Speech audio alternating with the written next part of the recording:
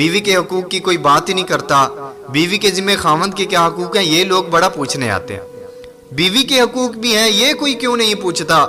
जो सुबह उठते ही आपके घर के कामों में मसरूफ होती है। कभी आपके घर की सफाई करती है, कभी आपके घर के बर्तन धोती है, कभी आपके घर के वो बच्चों को संभालती है। वो सारा दिन शाम तक इसी तरह मसरूफ रहती है, और शाम को आते ही खामद ये बात सुना दे कि तुम करती ही क्या हो। और फिर अगर खामद अपने माँ बाप बहन भाइयों की बातों में आकर अपनी बीवी से झगड़ा कर ले, हाँ माँ बाप का भी एक अपना मुकाम है,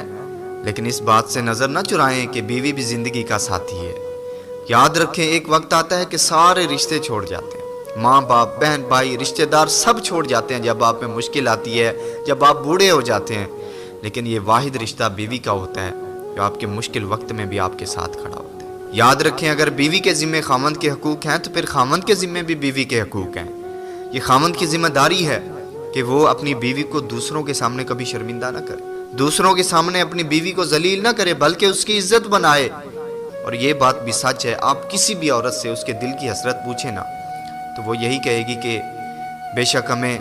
अच्छे और उम्दा खाने ना खिलाए जाएं, बेशक हमें उम्दा किस्म के लिबास ना दिए जाएं,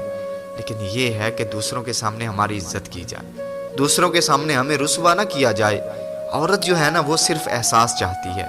ये बात हमेशा याद रखें, जब आप अपने दिल में औरत के लिए एहसास पैदा कर लेते हैं और फिर आप अपनी बीवी से मुस्कुरा कर एक बार भी बात करते हैं, आपकी एक मुस्कुराहट पे औरत ऐसी नरम मिजाज होती है, इतने नाजुक दिल की होती है, आपकी एक मुस्कुराहट पर वो अपना सब कुछ आप पे कुर्बान करने के लिए तैयार हो जाती है।